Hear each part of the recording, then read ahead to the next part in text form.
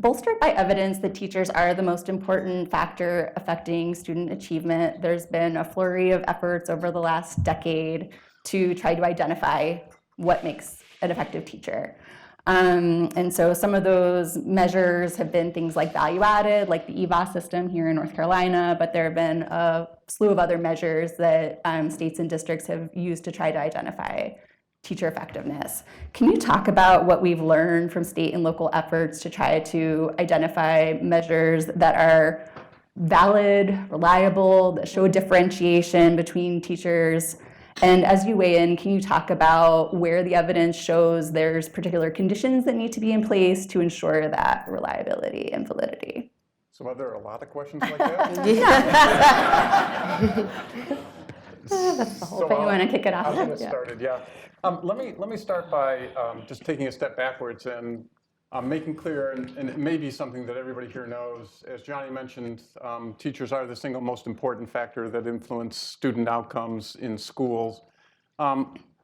We also know from research that there's lots of differences among teachers, that some teachers do their jobs in really extraordinary ways, other teachers are doing a good job, and some teachers are struggling to figure out how to get the job done. And the difference between the teachers that are struggling, those say in the bottom 25%, and just an average teacher is about half a year's worth of learning for kids. So the difference, and forget the difference that goes from average to those extraordinary teachers. And so it's really important, I think, that we understand how to measure that effectiveness in ways that are fair to the teachers and ways that are fair to the kids, because the differences are so large. And helping those teachers who are struggling to figure out how to become as effective as they'd like, get better, I think is the big challenge that we all face. But that relies on having a system of measurement that everyone is willing to agree more or less gets it right. And I think that's been part of the dialogue over the last 10 years. So I think we've learned a lot in those 10 years, as Melissa alluded. There have been a number of research studies and a lot of effort poured into trying to assess the scientific principles of these measures, things like value added, teacher observation, student surveys. And I think we've come a long way in the last 10 years. I think if you'd asked people 10 or 12 years ago, how would you evaluate teachers, at least the policymakers would say value added. And that was the initial inclination among many, but I think we've come to understand that value-added measures have their weaknesses. They have some strengths. They help us understand how kids are improving as a result of teachers, but those measures are not without their flaws. And we know that, for example, from one year to the next, that a given teacher can vary in how effective she is as being measured. So we're a little concerned about the reliability of those measures on a year-to-year basis, but over a longer period of time, value-added measures have many of the qualities that I think we would want in terms of differentiating more or less effective teachers. We also know that when you ask principals who are the most effective teachers in your school and who are the least effective teachers, principals know, without being told by value-added measures, who the people in those tails are. And when you ask them those questions and then compare that to what we observe from value-added, you get pretty much the same answers. So value-added measures have some face validity to them, but they do have some problems. And every teacher, when you tell them their value-added would score, would say, you know, that may be right, but that doesn't help me understand how I get better. It just tells me that I'm not doing as well as I'd like. So teacher observation measures are a part of most teacher evaluation system. So rigorous, standardized evaluations with a rubric where trained observers go into classrooms and assess multiple times a year the teaching that is occurring in that classroom have been shown to be valid and reliable as well. And they overlap, but not completely, with value-added measures.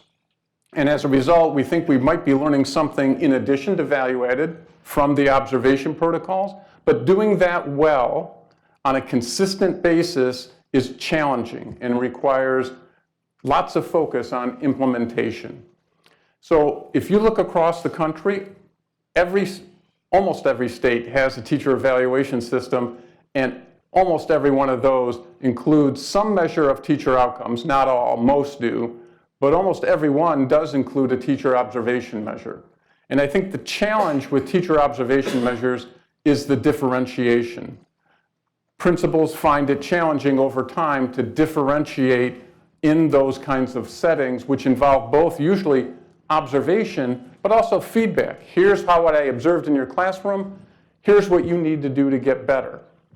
And so in terms of the systems that I think we observe in most places, they include some measure of student outcome, some observation measure of the teacher, which allows for feedback, which teachers greatly value in the sense that now I'm being told the specific skills on which I'm weak, and I'm getting feedback or coaching or other ways of professional development that helps me get better on that. So I think many teachers find the observation protocols a pathway forward in terms of improvement. Now, I'm happy to go into more details on some of the specific systems, but maybe that's enough background for now. Or do others have things they want to add about their experience or their learning from this?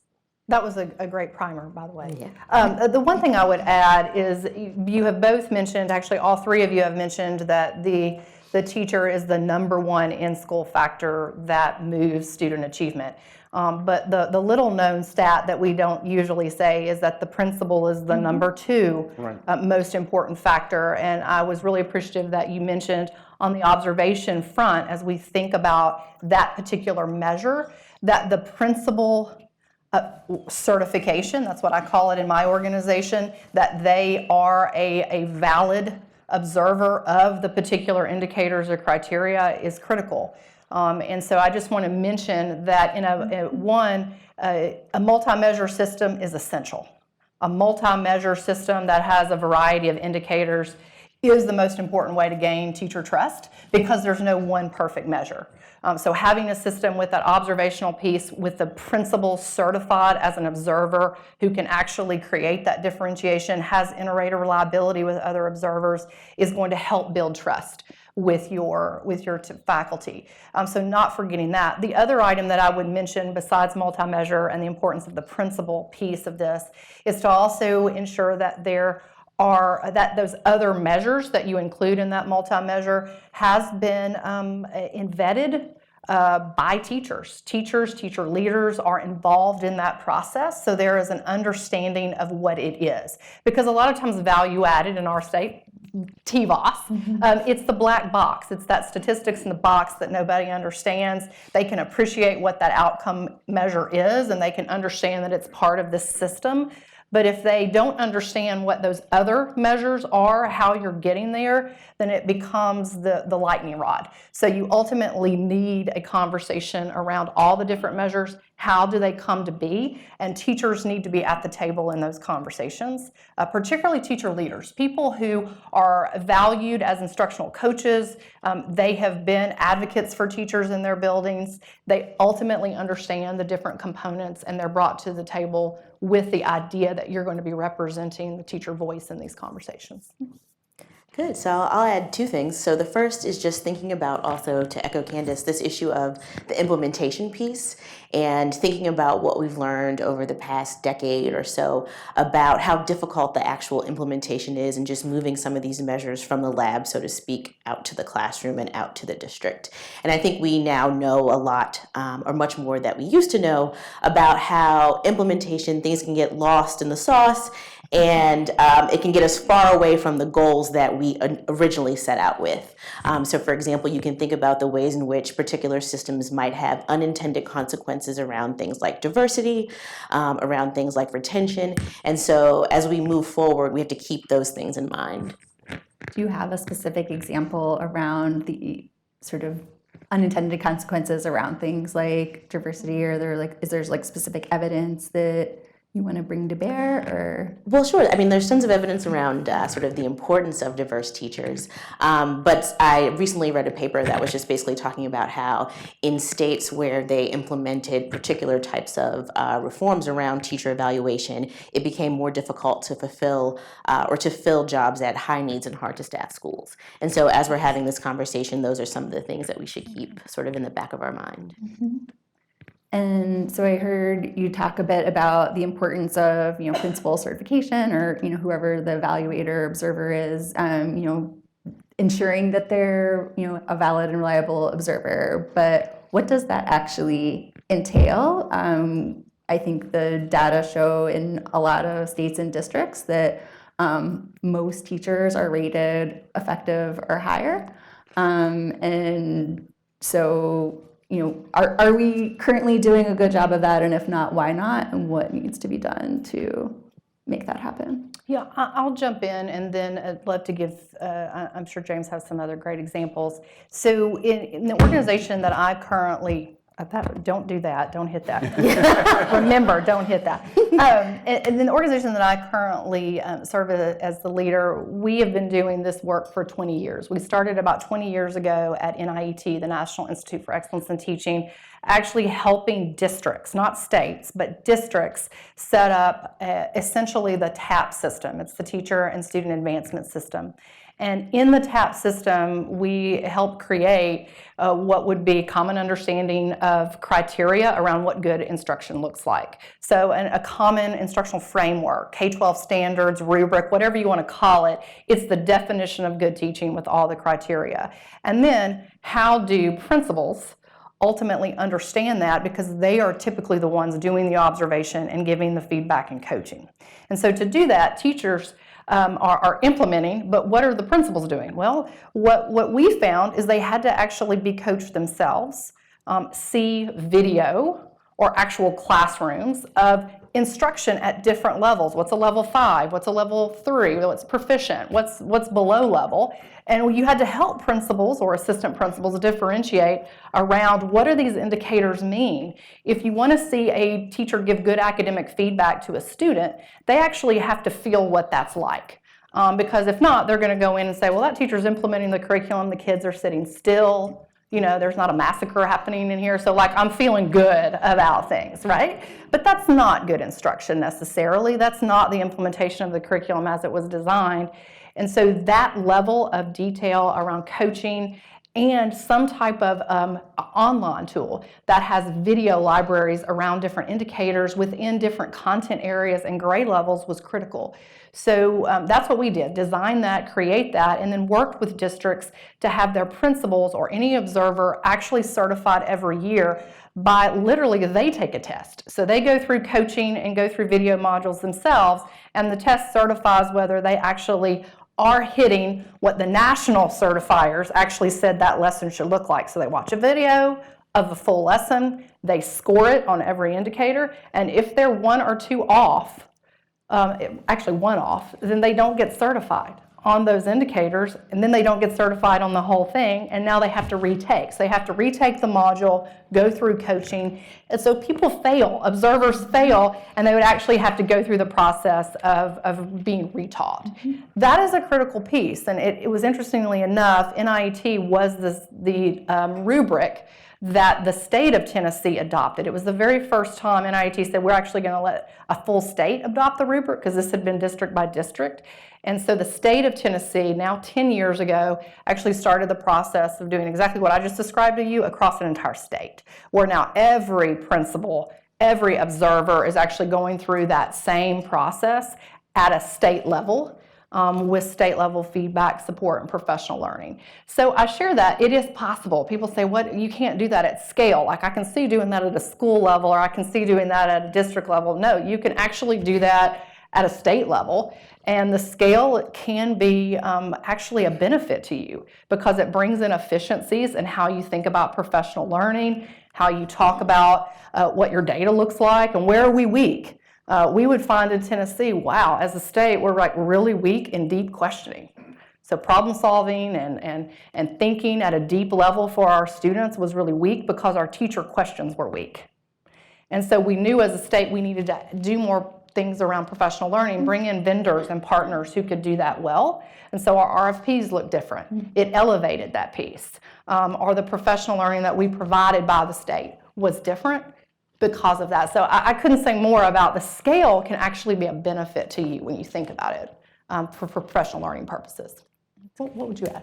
No, I think you've done a great job, and I think the point about calibration and annually getting recertified is crucial. So I've worked fairly closely with the DC Public Schools over the last 8 or 9 years, and they go through that same process with their principals, but they, in addition, for the first 7 years of their system, they also hired full-time evaluators, people whose only job it was to go into classrooms, and they worked in a content area, but across schools. So it brought consistency in the way these decisions were being made across schools as well. And so teachers in DC were observed 5 times a year, 3 times by their principal, and twice by their master educator, this person whose only job it was. And then you could see if there were discrepancies, large discrepancies between the principal observation and the master educator observation, that just raised questions, you know? Did we miss something? But it forced a conversation that then had everybody on the same page. So I think, to Candice's point, if you're going to invest in observation, you want to invest heavily to make sure you do it right. And there are a number of states, in my judgment, who have not made that investment and are the states that, as Melissa referred to, where everybody is sort of above average. And we're not identifying the teachers who are in need of some help. And that does a disservice, I think, to those teachers because they're not provided with the feedback that allows them to actually get better.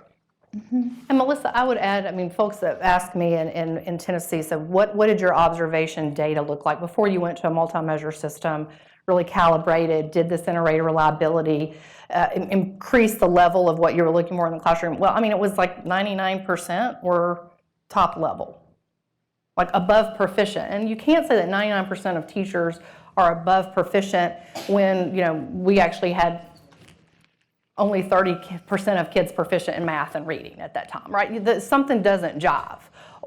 And so when we really pointed that out, that can't be accurate. Not everybody, it's not like woebegone, like everybody's perfect, right? Something is going on. And so when you stepped back with these new systems and all these pieces in place, we could come out just on the observation side and say we now have more like 60% of teachers at the 4 or 5, that above average level. And that was probably much more accurate. We probably had more like 40% that were somewhere in the middle or toward the bottom. It was a much smaller amount that were at the bottom. We had very few teachers that were, maybe 10% that were at the very bottom. But that was the lightning rod issue, right? On some people's like, everybody's poor. Well, no, actually they aren't. We have a smaller percentage that were really not great, but there were a lot of people in the middle that should have been pushed to getting better, but nobody was giving them coaching and feedback on anything of relevance that was helping them improve. Yeah, and I'll just add to that piece, that's why the master educator is so important, because a lot of these frameworks are built for development over a teacher's career. And so if you do get that feedback, you are able to work your way up from basic to proficient or whatever the scale is. And that's really what the system should be designed to do. What else needs to be in place to actually ensure that feedback is helpful, being used to develop teachers? Because I think a lot of the pushback I've heard is that, evaluation is not ultimately about development. It is just about like the rating, and in part because teachers don't feel like they're getting the kind of feedback that they really need from their principals, either because their principals are overwhelmed with a lot of other things that they're focused on, they're being pulled in lots of different directions, putting out fires, or that perhaps they don't have the knowledge base in whatever they're teaching to actually be able to give them the kind of feedback that they would need to grow. Are there things you've seen that have been able to overcome those kinds of challenges? Yeah, absolutely. I mean, I would start with, I love that you said master teachers or some type of teacher leader. Having folks that are in teacher leadership roles, whether they are fully pulled out and they're serving in this capacity as a coach and someone giving feedback, I actually like that better than being a full-time evaluator. I like having the principal or the assistant principal doing the evaluation, and then your coach, your master teacher who's pulled out of the classroom, which is the model we support at NIET, they are actually giving coaching and feedback, but they're not evaluative. They're evaluative, but they're not giving any kind of formal evaluation. They are in the classroom providing you with, here's what this looks like, here's the feedback I would give you on that, and this is another person that I might want you to see for some modeling, right? And like being that connector. And also helping that person should be leading professional learning. So if you have professional learning communities, which for those of you not in education, we do talk in acronyms, PLCs, but if you're not using a PLC, which is ultimately just a time set aside during the week or during the day for teachers to come together and learn together, think of it as a planning and a professional time, then you're missing out. So that rubric, the teaching standards, that language of observation should now be applied during your normal professional learning time, whatever that looks like. So you don't do something separate over here from what they're actually being evaluated over here. You want to lose trust with teachers? Professional development doesn't change at all based on what you're evaluating. Those things should be integrated, and your teacher leaders can actually help you figure out how to do that in a way that then starts building trust among your teachers. We learned in Tennessee, and I can speak to this because we were horrible when this was rolled out. Okay, let me just say, when this was rolled out, 23% of teachers liked it. 2011, we got the data. We have followed it every year, same questions. We stayed with it, but we made changes. We kept the same basic model, but we made changes to support teachers differently. Every time it was about what do we do to support teachers and principals and actually implementing it. You said this well. Implementation is really the new innovation. It's what's really key these days. So if we're going to implement this well, then to do that, we're going to have to add more coaches. We're going to have to think differently about the principal support. We may had too many observations. Like we went out there like 6 observations. We had to like scale that back slightly. We were really ambitious in year 1. So as that scaled, we are now last year on the survey, 2019, 76% of teachers say it is changing my teaching and learning and approve of the system. Basically, it's the same multi-measure system we had from day one. But we made these changes on implementation that made them feel like they were more, because they were, it wasn't just an act, that they can now trust it because they're part of it. And teacher leaders were always brought to the table with their principals in there. Yeah, let me just jump in and add a couple things. One of which is, I think that, as Candice suggested, I think this is a process that you're probably not going to get right the first time out. And part of it is that the system evolves, and this has occurred with every system that's effective that I'm familiar with, and Tennessee is a great example, that they modify over time in response to feedback they get, as Candice said, from teachers, from principals. And I think that teachers come to really appreciate the value of these systems. So in DC, which if you read the headlines in the Washington Post every now and again, you would believe has a very high teacher attrition rate, which it does. 20% of the teachers turn over every year in DC public schools. But if you look at the teachers who are assessed by its evaluation system as being highly effective, and that's now up to about 22% of the teachers, fewer than 8% of those teachers turn over every year. So, and those teachers really value this evaluation system. They think it's doing a good job. It recognizes the fact that they're doing an excellent job in the classroom. It allows their principals to be able to identify those people in a systematic way and reward them with as little as you're doing a great job. I mean, I think many people respond to just the recognition of you're doing a great job. It doesn't have, DC also pays those people an awful lot of money, as you may know, and that doesn't hurt. And I also think that, and I understand this is more controversial, I think connecting compensation to these systems in the same way you connect professional development to these systems makes a ton of sense. The way we compensate teachers in most school districts is unconnected to, for the most part, how effective they are. And that's an enormous amount of money every year to be unconnected to the identified goals of the system. And so I understand that's controversial, but I think it should be part of this conversation. Yeah, and that's a fantastic segue into talking about what we want to talk about today, which is about recognizing top talent, retaining top talent, and much of the public dialogue and concerns, as you have brought up, initially was really about these evaluation systems are going to be punitive, they're going to be used to identify and remove teachers. But I really think that there has been this shift in the conversation and really more focusing on how do we recognize and reward our more effective teachers through things like differentiated pay plans or teacher leader roles. Which strategies have we found, what does the evidence bear out? And, it's still early days a lot of times in the implementation of some of these different strategies to retain our more effective teachers, but what are we learning from the efforts that have been put in place so far? So I think we're learning that these systems, at least, there's 3-4 studies that in some places that have identified these systems have made an important difference in terms of improving the quality of teaching that occurs in classrooms in those school districts. And that occurs in 2 ways.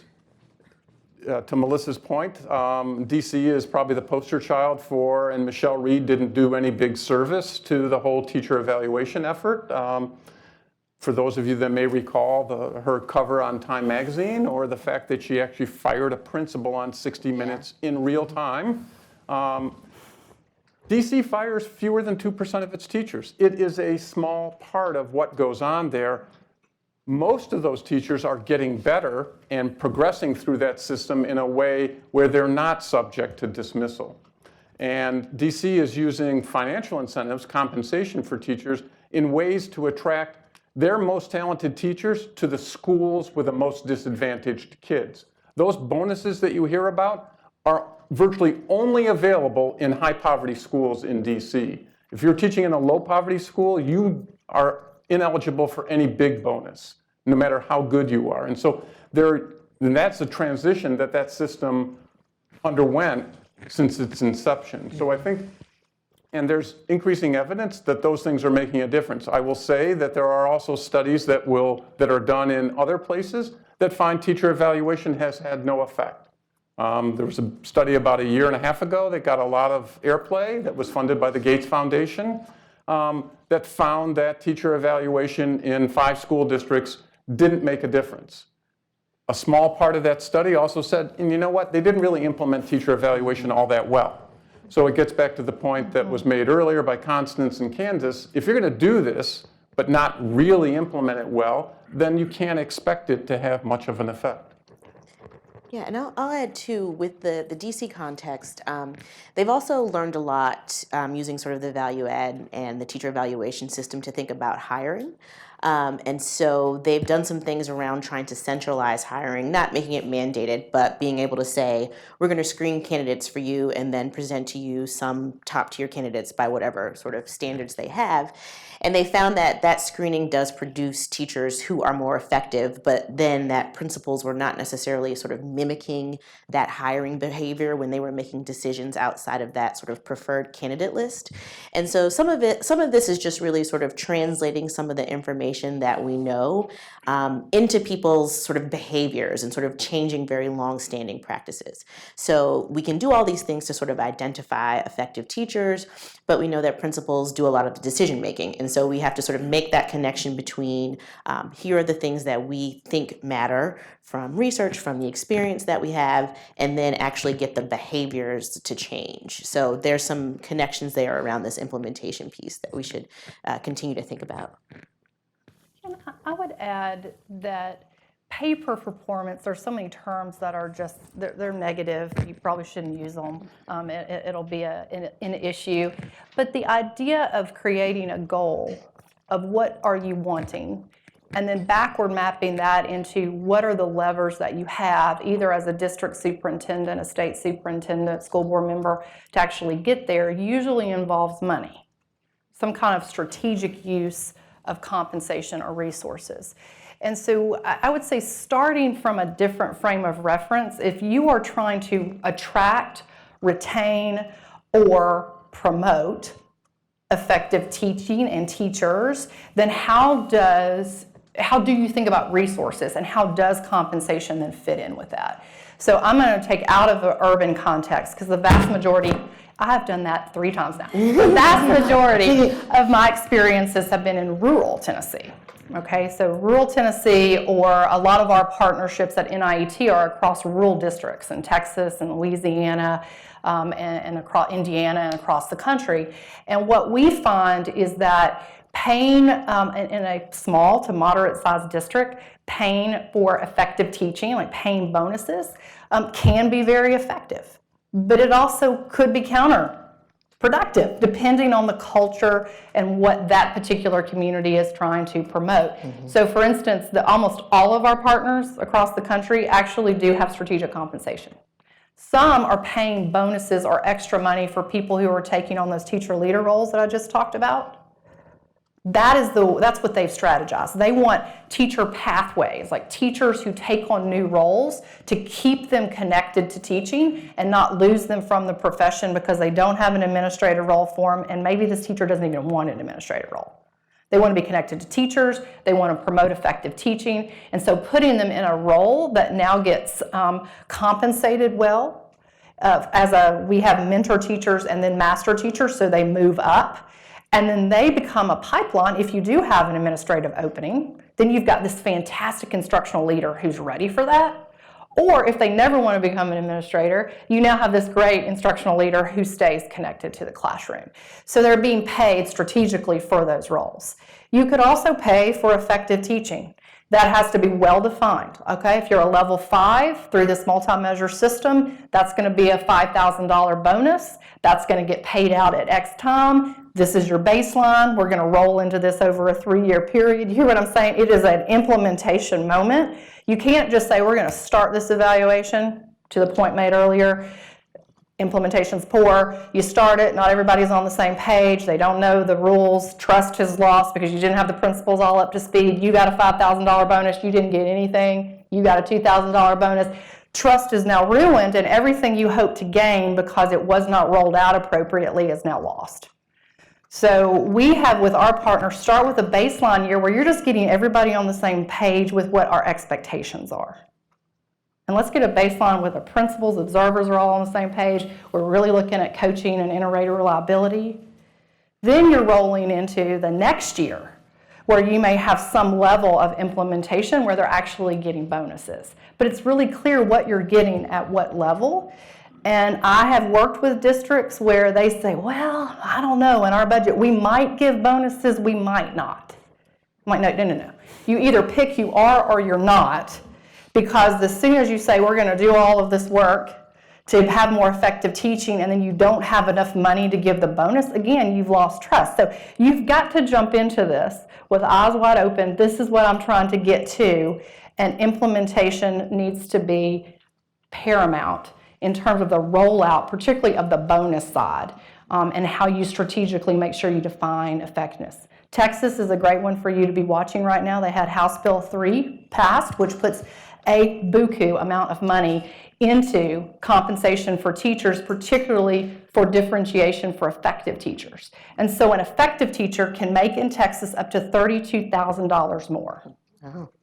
Now, what everyone now is trying to do at the district level is figure out what are the systems that we need to put in place. James described them.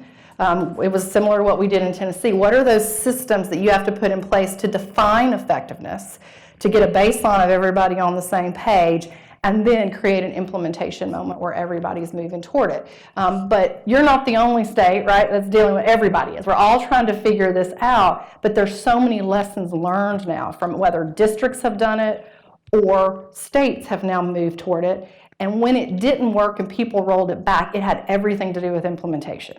And what I just described to you, it wasn't that the goals weren't right, it wasn't that you even didn't have good data, it was more about how did you implement the structures around it to make sure it worked. Mm-hmm. And I was talking to the smart folks at the Department of Public Instruction earlier today about some of the patterns of teacher attrition and retention here in North Carolina, and they're talking about how they actually don't have much of a retention problem in their suburban schools, but it's their other schools. And so if we could talk a little bit more about school context. And so outside of compensation, in and of itself, what else matters for retention for our most effective teachers? So you mentioned, some, differences between like maybe urban and rural, but like what are the different things that we should be thinking about when it comes to keeping folks other than just money? Yeah, I'll start and then I'll be brief. Two things that I would say are probably key things to include in your thought process here. And number one is if you're trying to keep teachers, particularly in a rural setting, and you're trying to think about a multi-measure system and what do you value in that, elementary school teachers, it typically, and even middle school, they value more group incentives. So be thoughtful. Not every elementary school teacher, right? I hate to group people together, but we found in our data that when we did surveys, our elementary and middle school teachers, middle school was more split. They really did like group incentives. So you might say for one of your multi-measure pieces of your system, you're going to take on the whole school's X scores, right? You don't have data for kindergarten teachers or first grade teachers, but you have third grade reading. And we're all going to invest in third grade reading, and that's now going to be part of everybody's evaluation score. Or at the high school level, you want everybody's now going to have part of their evaluation measure be on how we did on X test or graduation rate or whatever that you're going to elevate at that point. And that could be called, in our state, it was called an achievement measure. It was a group measure. It was something that we all bought into, and it could change from year to year. So it might be one thing one year, and then that school would pick what it was for the next year, or district. It could be at either level. So I'll just say that is something to be thoughtful about, that we found sometimes certain districts were much more invested in that, or schools, than something that was more individualized, and it helped the whole culture, prioritize something and move it forward. The only other item I would mention that is in a more rural context, again, things that were related to teacher leadership or investing in who you have, not trying to bring in lots of new people, but we have a staff, we need to invest in them, and we want to improve their performance, is how do you think through those roles, what's appropriate for what you're trying to get to, what's the bonus structure that you can create, and then is that on top of some kind of effectiveness structure, or is that separate? And those are the decisions that have to be made. Constance, you look like you might have something to add. Sure, yeah. I'll just add that another piece of the school climate issue, or a big piece of the school climate issue, is thinking about the role of the principal and thinking of the ways in which you can leverage principals to really impact that climate when it comes to retention. And there's tons of data that we collect here in the state. We have the working condition survey, lots of things that we can do around thinking about perhaps, if you think about rolling a system out, perhaps starting with principals and what role do they play in sort of making sure that their sort of best teachers stick around, and really focusing on the aspects of leadership that play in that school climate piece. Yeah, and I think that understanding that labor markets for teachers in rural areas are quite different than they are in urban areas. And so that has some implications for how you want to use the information that comes out of evaluation. I think I think you need to be conducting the evaluations in pretty much the same ways. But so, for example, the reason that I think teacher evaluation has worked fairly well in DC is that they have a strong supply of prospective teachers. When their turnover among their lower two performing categories is about 30 to 35% every year, those people leave. They're able to bring in people who on average are much better. The average new teacher in DC generates about an extra 4 months of learning when one of those lower performing teachers leaves. So for them, that turnover actually works to the advantage of students.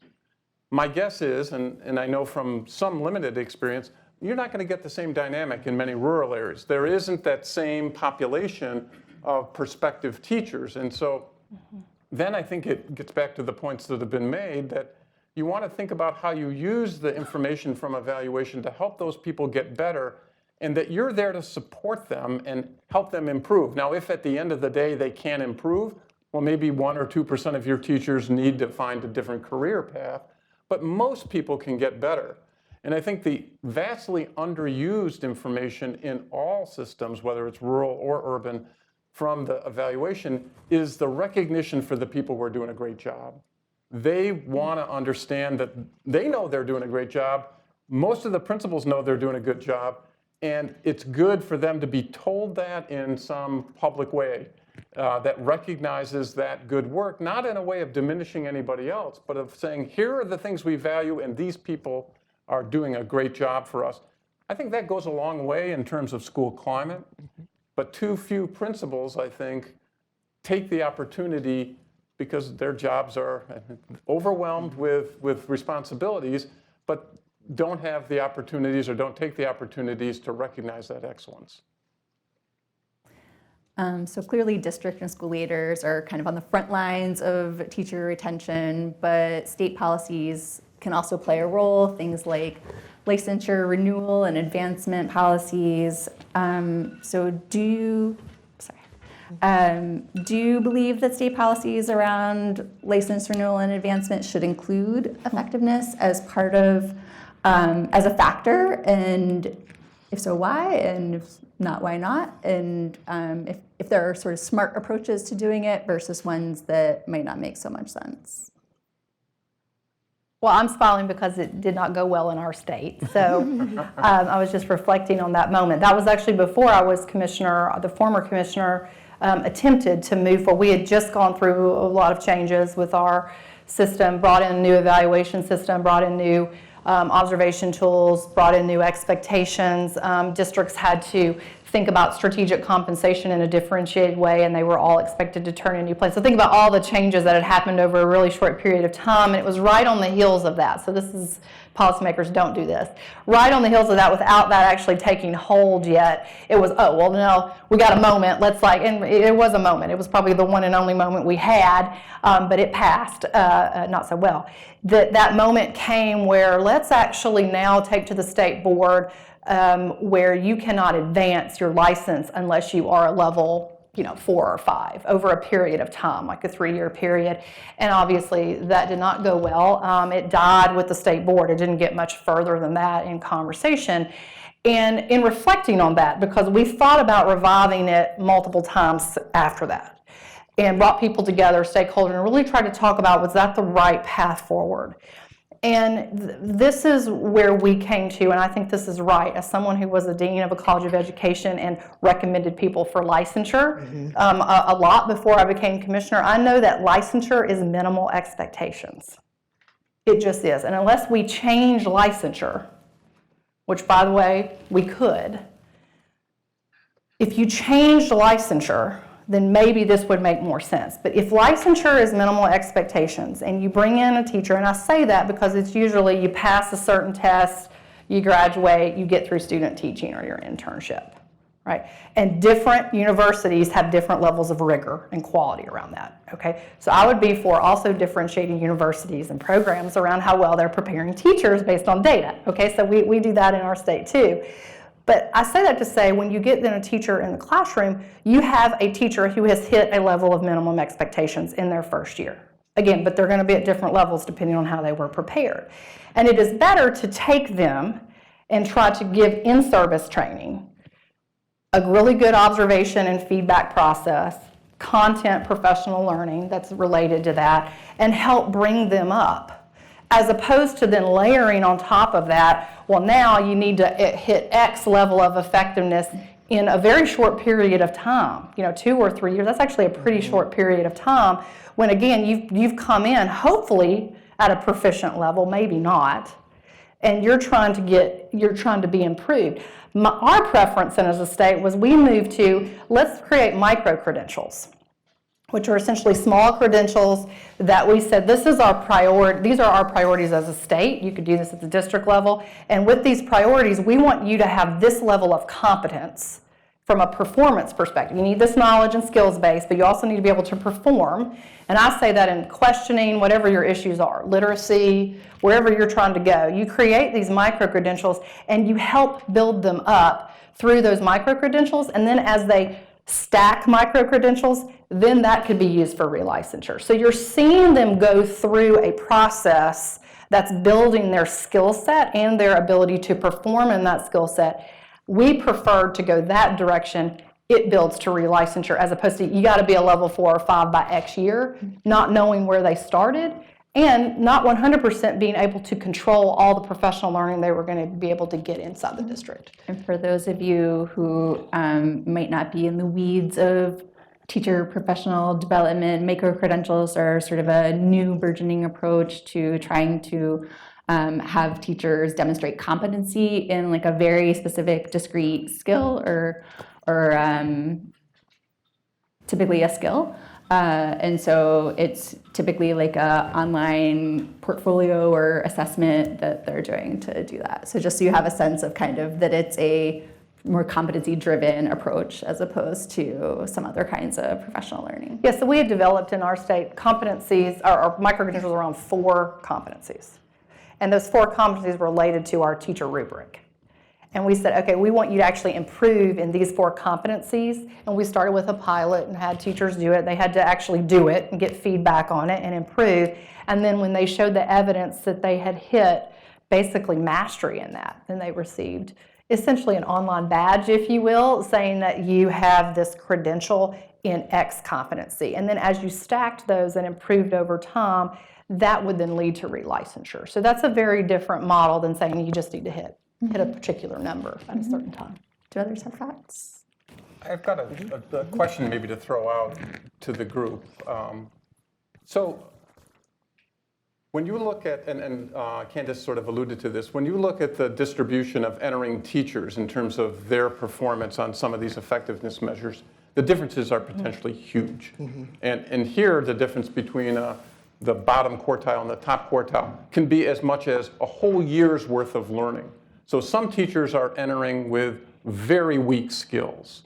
And so understanding that certification may be some minimal set of skills, I guess the question I have is, could states not employ alternative measures so for example, use the kinds of measures we use to evaluate teachers in their first year, an observation rubric that the state has, the state's validated.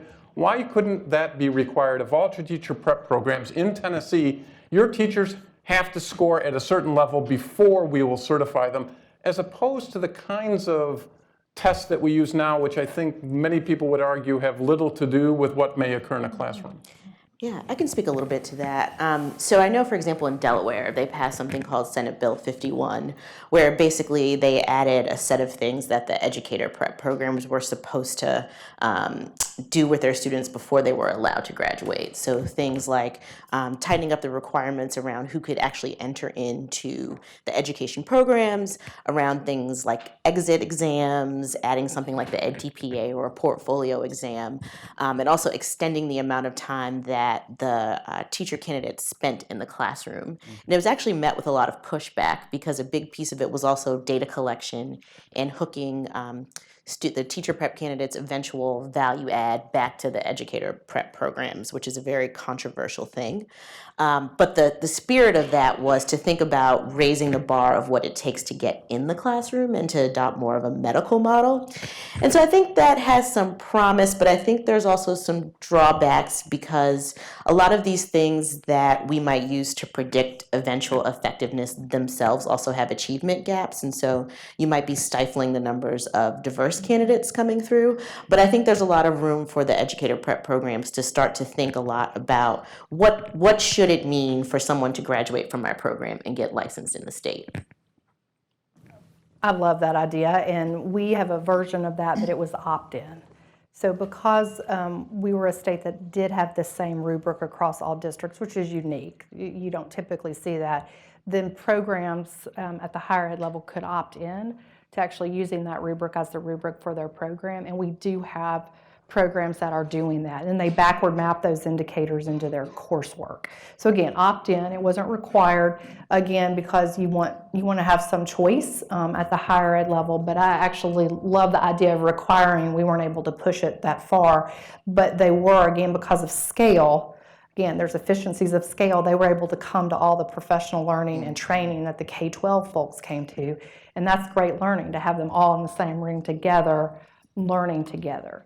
The other thing I would mention on, you said Delaware tried to push the sort of teacher prep report card forward with some controversy. I don't know where you are in North Carolina. You have some version of it, I believe.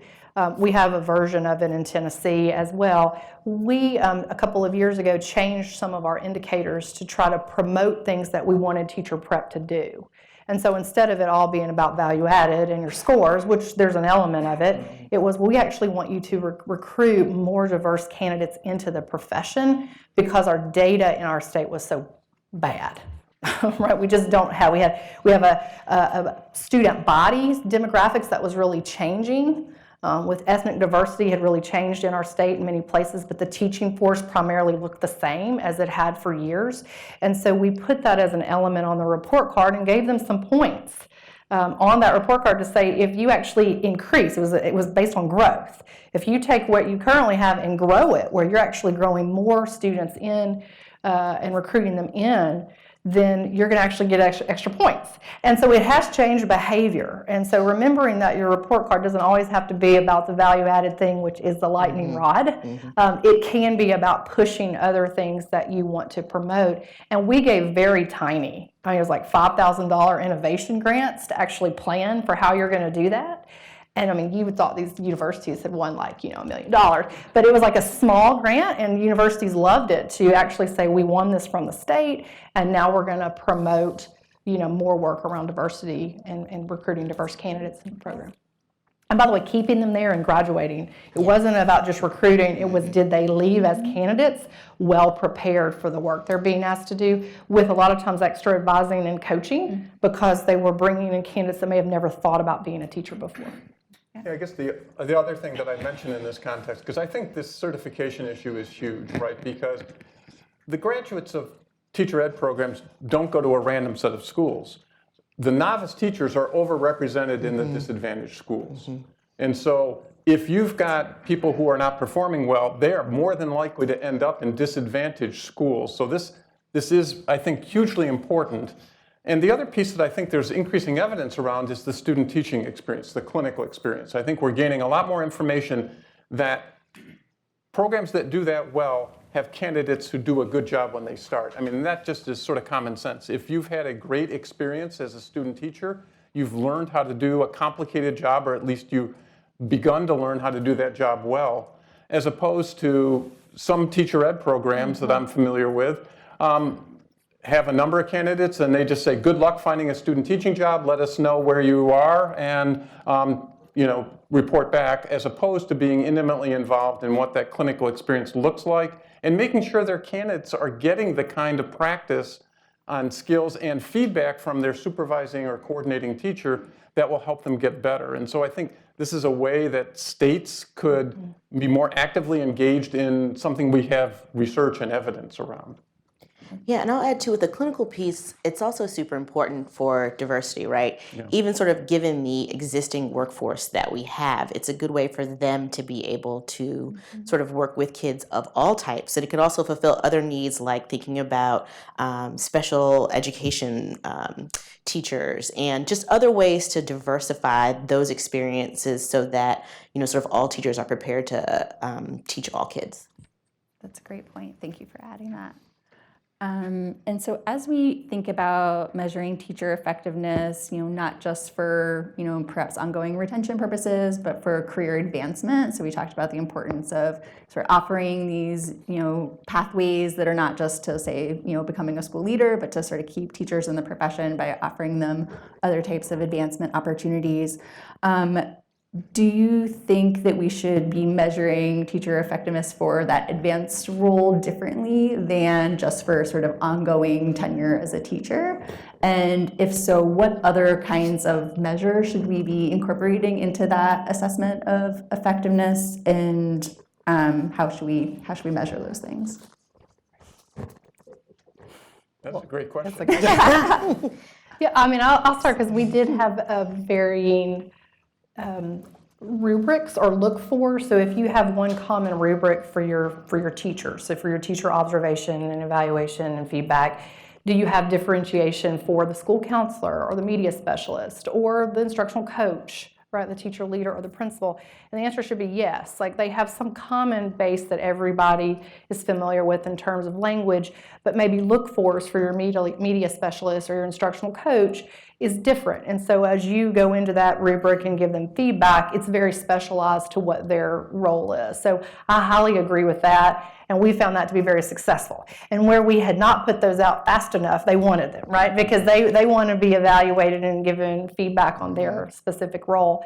And then use that as a way to give them positive feedback or improvement feedback. What we found is that instructional coaches, I mean, y'all look at your state, this is what we were doing. We were like, oh, instructional coaches are a way for you really to improve student achievement through supporting teachers.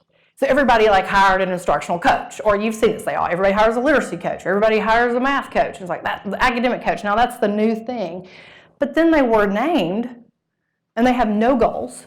Like, what are you supposed to do? Well, you're supposed to be supporting teachers. Well, we found that most of our instructional coaches really didn't have defined expectations. What were you were supposed to get out of them? And that then when things didn't go well on your results, like our student achievement results weren't great, I was like, well, we need to get rid of that instructional coach because that wasn't working out real well. Well, you never defined what they were supposed to do anyway. So we have always said you've got to have clear definitions, which across all of our partners we define. What does your master teacher and mentor teacher do? And then how do you know whether they're effective? Here's the tools to use, the look-fors that pair with that. And then these are the survey tools that you can also use with your teachers to give them feedback that's also survey related, which we like. So there's the observational piece and there's a survey piece where they can get more anecdotal, if you will, feedback around what they can do to improve. If I'm a current teacher and I want to move into one of these roles, right? I'm not getting hired from the outside. I want to make this sort of internal advanced move. How do I do that? So sure, there's a rubric. I can kind of see what will be perhaps expected of somebody in that role, but how do I actually, show that I am going to be effective in that role if I'm sort of a current teacher? Are there, again, things that principals should be looking for in identifying who is going to be effective in those kinds of roles as they are trying to, again, sort of give these advancement opportunities? I'm laughing because I would say what not to do is not to hire somebody that's ineffective in the classroom as one of these roles, right? They first have to be effective. Right. So It should be a product of your teacher evaluations. Right, so if they're in your school and they're looking to be promoted and they come to you, well, one, you've defined now what it is, so they need to be able to actually do what you're asking them to do, but if they're ineffective themselves, it's a disaster, right? Your trust is lost, that you can't. I mean, I'm being real candid here. Don't do it. I've seen it, and what happens is that you've now created this, well, if you're ineffective, you're pulled out of the classroom, you're put in one of these coaching roles, and now you're supposed to give feedback about effective teaching. It doesn't make any sense. But again, that's where this implementation goes south, and then you throw the baby out with the bathwater. And I worry about that because that's what is actually happening. And that's the groups who then are negative against it. I won't call any of them out, but you know who I'm talking about. The groups that are against everything we're talking about. They will use that implementation failure, which by the way is real, to say the whole thing is bad. And by the way, they're right. It was bad in that one situation. That doesn't mean everything's bad, but maybe leaders didn't listen that one thing that was a poor implementation moment actually does need to be improved. Like, you need to listen to that and you need to improve it and make it better. And that is what happens though with these instructional coaches at times. It's that we've put the poor teacher that doesn't have the buy-in in the role, and then you don't get what you hope for, and you sit back and wonder why. Well, that's why they weren't effective to begin with. So just one additional thought, and I totally agree with everything that Candice said about the whole implementation and ineffective teachers. I think what I've observed in DC, for example, is they have a formal career ladder structure where you can move into these roles. It's transparent about what occurs. And my sense is the way principals navigate the space that Melissa was talking about is principals establish informal relationships with teachers in their schools.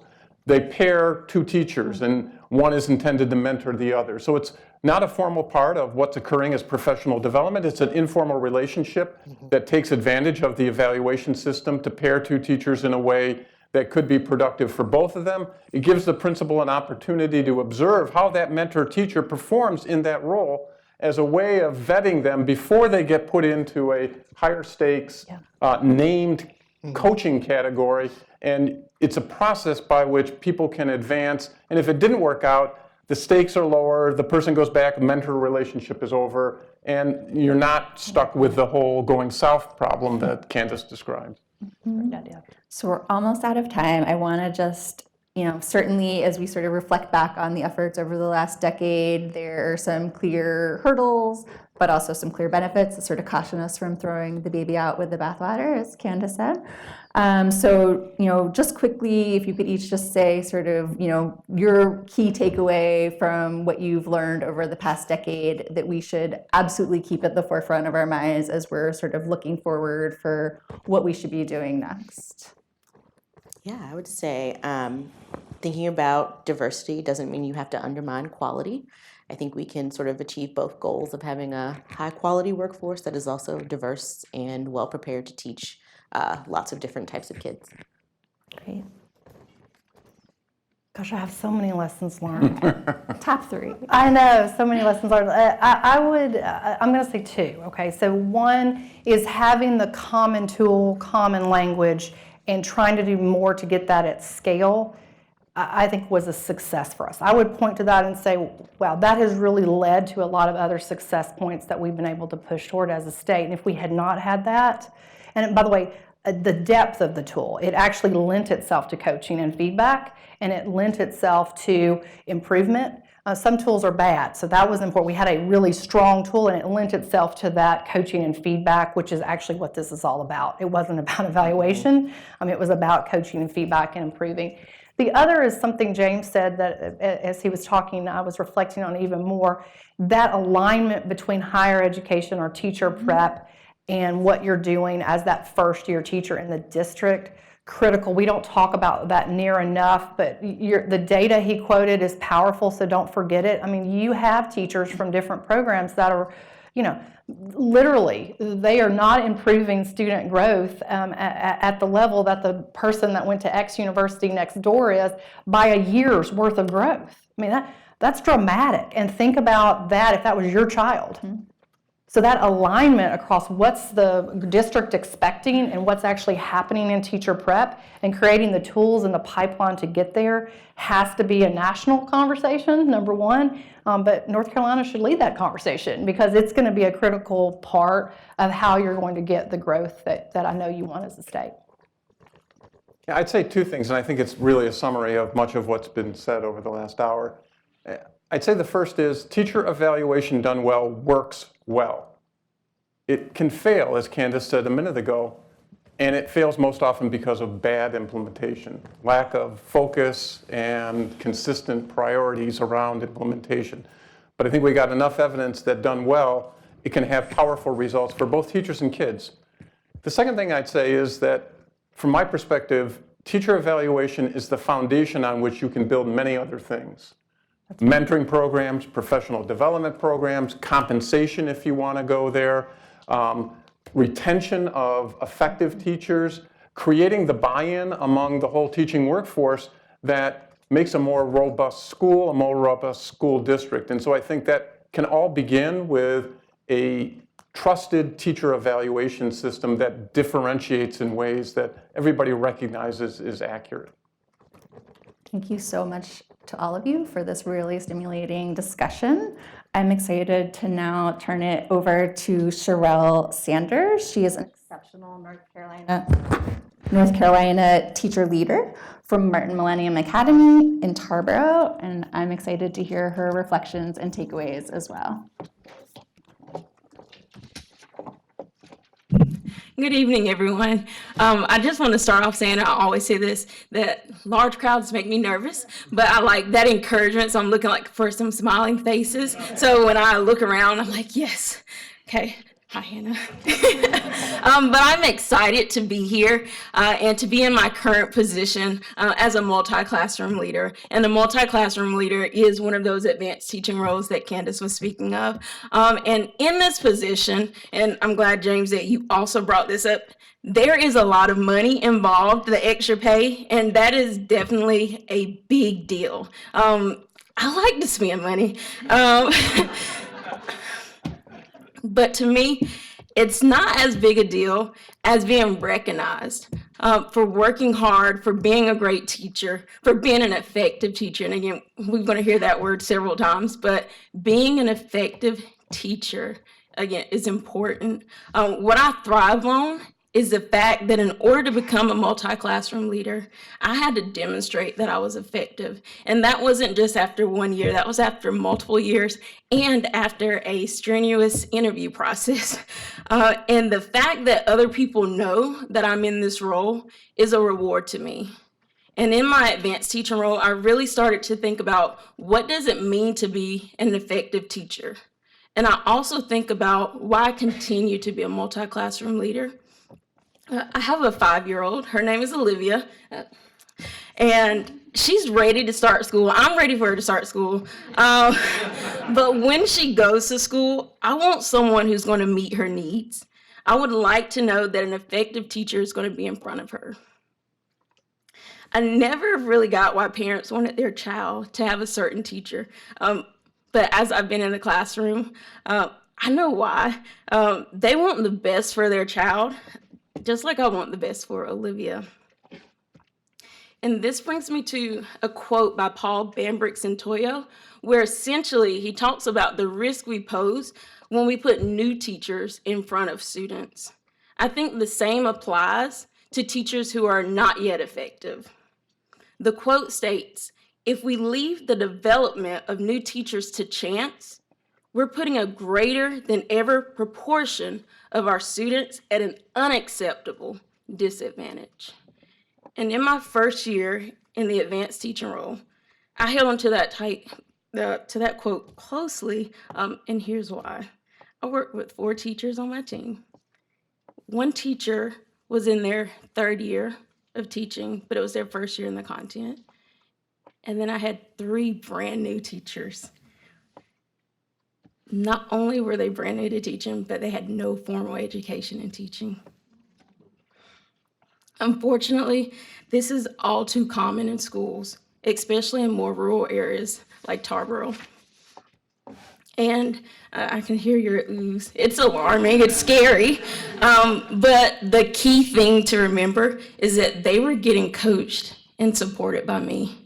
Not just anyone, but someone who'd had consistently demonstrated effectiveness in their career as a teacher. And at the end of the 2018 school year, I was excited to see, to share, to celebrate that all 4 teachers exceeded growth. We had exceeded growth, and it feels great to be recognized for that.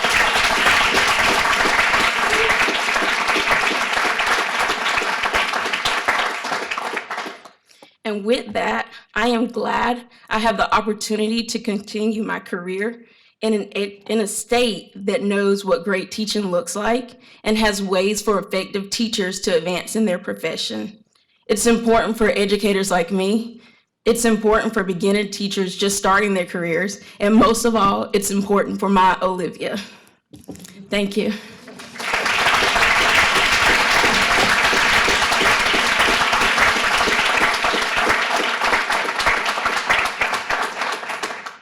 And that's why we ended with Cherelle.